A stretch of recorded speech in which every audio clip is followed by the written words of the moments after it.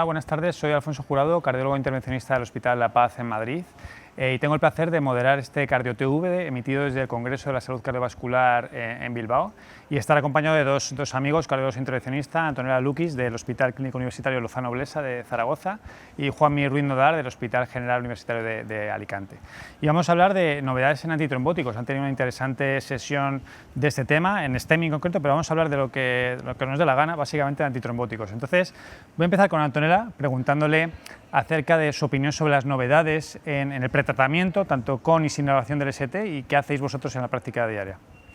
Bueno, la verdad es que es un tema controvertido, ¿eh? Las últimas guías ya sabemos que han generado un poco de caos, ¿no?, en cuanto a lo que son cambios de indicación, tanto en lo que es el síndrome coronario agudo con elevación del ST como el de sin elevación del ST, y realmente lo que es la práctica clínica cuesta que se adapte a las nuevas guías, ¿no? Porque ya llevamos una tendencia y una inercia, ¿no?, de pues, seguir pretratando en el síndrome coronario agudo con elevación del ST o poniendo pues, antiagregación a los sin elevación del ST previo al cateterismo. Lo que es práctica clínica nuestra hoy en día, en cuanto a lo que es el pretratamiento con elevación del ST, pues claro, código de infarto nuestro local indica eso, o sea, aún no se ha modificado lo que es el código de infarto, con lo cual en la gran mayoría de los casos, salvo que haya una duda etiológica o que tengas un poco pues, de reticencia de pretratar, pues los pretratas. Y en el escasez, en el de alto riesgo seguimos pretratando, en los demás pues individualizamos un poco. ¿Y tú, Juanmi, que eres un súper experto de esto? Bueno, muchas gracias, Alfonso, y yo creo que un poco lo que dice Antonella, ¿no? O sea, que es verdad que las guías nos han cambiado un poco lo que tenemos que hacer, decir, bueno, ahora no pretrates como prioridad. Bueno, a lo mejor no es la prioridad, yo creo que la prioridad efectivamente tiene que ser abrir la arteria, reducir tiempos y que el enfermo esté hemodinámicamente estable cuando llega a la sala de hemodinámica. Entonces, a lo mejor no es la prioridad absoluta, pero yo creo que al final hay que individualizar. O sea, que yo creo que todos, el sentido clínico es lo que tiene que primar. Un paciente diabético con dolor en el pecho y elevación del ST de 5 milímetros, nadie tiene ninguna duda de que va a acabar con un stent. Entonces, ahí el pretratar, al fin y al cabo, es adelantar el tratamiento y facilitar la angioplastia, el riesgo trombótico que podemos encontrarnos durante la angioplastia. Y por otro lado, yo creo que a lo mejor esta no generalización de la antiagregación, yo creo que de la doble antiagregación es bueno para los pacientes dudosos. Antes se pretrataba todo. Y cualquier código de infarto, cualquier dolor torácico en un paciente con bloqueo rama izquierda de 80 años y fatiga, se le pretrataba. Entonces, a lo mejor no tiene sentido. Entonces, a lo mejor en esos pacientes, que pueden ser activaciones de código de infarto con unos diagnósticos donde luego los falsos positivos pueden ser hasta la tercera parte, pues no tenemos por qué correr. Entonces, en esos casos, a lo mejor tenemos que esperar y, bueno, llegar a la sala, hacer el cateterismo, ya están con la aspirina y a partir de ese momento, pues decidir qué segundo antiagregante vamos a usar cuando haya que usarlo. Entonces, no lo veo mal, no veo mal el planteamiento actual, que es no generalizarlo para todos y quizás pues ir un poco más dirigido. Sí, de hecho ayer en la sesión pues se comentó un poco el tema en el sentido de que pues lo que es la opción de no pretratar y tratar en la sala de hemodinámica o justo después del cateterismo no era una mala opción, según lo que es la evidencia científica actual. Pues ¿no? iba con eso porque, claro, nosotros tenemos la sensación de que como en los escasez muchos vienen sin pretratar, está subiendo exponencialmente el uso de antiagregantes intravenosos, ¿no? Entonces voy contigo, Juanmi, ¿cómo lo estáis usando? El cangrelor, tirofiban, tanto en síndrome coronario agudo como en estables, que vas a hacer una angioplastia de riesgo, ¿lo estáis usando? A ver, yo creo que eran fármacos que teníamos desaparecidos y que por la nueva estrategia de no pretratar de forma sistemática ahora empiezan a tener hueco, porque el cangrelor, llevamos con el cangrelor 10 años, en los estudios Champion llevan más de 10 años, todos los inhibidores 2B3A era yo residente. Entonces, y no tenían hueco, y ahora efectivamente empiezan a tenerlo, probablemente porque nos hemos dejado desprotegido el momento más crítico de la revascularización, que es cuando hacemos la angioplastia en el síndrome coronario agudo, que estamos en un escenario absolutamente protrombótico. Entonces, dicho eso, yo creo que efectivamente muchos enfermos naif que llegan sin nada, o porque vienen intubados, o porque han vomitado, yo creo que ahí el cangrelor lo tenemos que tener presente como fármaco que te antiagrega de una manera inmediata. Eso yo creo que es muy positivo. Y quizás yo creo que el tirofiban, que era un fármaco que dejamos de usar, yo creo que hace muchos años y ahora lo volvemos a usar, pues probablemente lo usamos más, como yo creo que en el contexto del bailout, ¿no? Paciente con mucho trombo, derechas con mucho trombo, pones un stent y se te trombosa. Entonces ahí hay que tirar, aunque el riesgo hemorrágico efectivamente te lo puede aumentar, estos fármacos, pero hay que tirar de artillería pesada. Entonces estos fármacos van a reducir rápidamente el riesgo trombótico. Entonces yo los usaría en este caso inhibidores de 2-beta como bailout. No sé cuál es. Antonella, ¿el tirofiban lo estás usando o Cangrelor?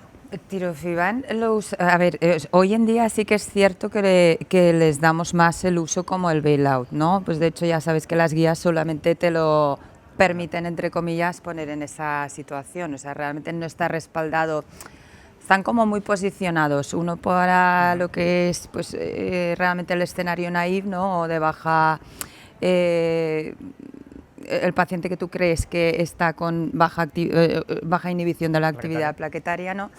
Y el otro está más como las situaciones de bailout. Pero fíjate, revisando la evidencia, revisando los estudios, y ayer en la sesión lo presenté, yo creo que es un fármaco, el tirofiban, el que tenemos abandonado y olvidado, ¿eh? O sea, lo tenemos en la cabeza puesto como el bailout, y yo creo que podría tener pues incluso un escenario a la alternativa, digamos, al Cangrelor. O sea, incluso había, por ejemplo, trabajos muy interesantes que solo con el bolo en la sala de hemodinámica iniciaría doble antiagregación, porque además como no compiten por el receptor, digamos, a nivel de lo que es la actividad de inhibición plaquetaria, podría ser perfectamente útil para eso, y mucho más barato, ¿no?, que el Cangrelor. Sí, sí, nosotros estamos en eso. Yo lo del solo bolo y luego ver con otra cosa lo utilizo mucho. Bueno, y ya para acabar, después de la angioplastia, ¿no? Ya sé que es un tema difícil, ¿no?, porque me vais a contestar a individualizar, pero teniendo en cuenta el riesgo hemorrágico, isquémico, trombótico, si hay que dar una estrategia antitrombótica para la mayoría de los pacientes, simple o doble, ¿qué fármaco, duración, qué hacéis? A ver, o sea, yo ya sé que no quieres que te digamos lo de individualizar, pero es que es un escenario tan complejo.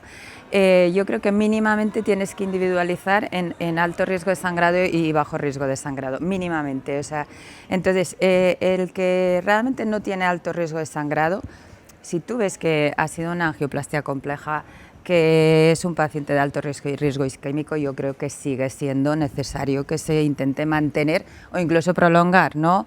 Que ya hablaremos pues más adelante, que igual haces un cambio de fármaco, una desescalada o lo que sea, pero vamos, que yo creo que 12 meses se merece. El de alto riesgo hemorrágico, o sea, que ese yo creo que necesariamente es obligatorio, digamos, individualizar y hacer probablemente un acortamiento el tiempo de doble antiagregación plaquetaria, porque vas a tener eventos hemorrágicos seguro. ¿Esto de alto riesgo hemorrágico, Juanmi, tú crees en la monoterapia o todavía es pronto para esto? Yo creo que hay que mentalizarse que efectivamente, sabiendo que la estrategia por defecto son los 12 meses, en el alto riesgo hemorrágico, que es lo que dices tú, que es una tercera parte de nuestros enfermos, en esos pacientes tenemos que pensar en recortar. Yo creo que es mandatorio exigir la doble antiagregación el primer mes, eso lo tengo clarísimo. La trombosis del stent la hemos mejorado con las angioplastias, con la imagen, con la optimización de los resultados, y es mucho menor. Y con los stents, por supuesto, que estamos usando ahora, que son absolutamente seguros, pero la trombosis subaguda se concentra en los 30 primeros días. Después ya la trombosis tardía es algo absolutamente anecdótico. Entonces, y eso lo reducimos a la mitad por lo menos con la doble antiagregación. Entonces yo creo que por mucho riesgo hemorrágico, otra cosa es que el paciente que esté con una hemorragia activa, obviamente, pero si no, alto riesgo hemorrágico, doble antiagregación mínimo un mes o 3 meses. Y a partir de ahí yo sí que soy partidario de quitar fármacos. Entonces dice, ¿con qué te quedas? Eso es lo que yo creo que no lo tenemos todavía claro. Dice, porque antes nos quedamos con aspirina, parece que las estrategias con inhibidores P2 y 12 claramente son más eficaces, pero también mantener esos pacientes en los de alto régimen, de alto riesgo hemorrágico, a lo mejor es un poco contradictorio, ¿no?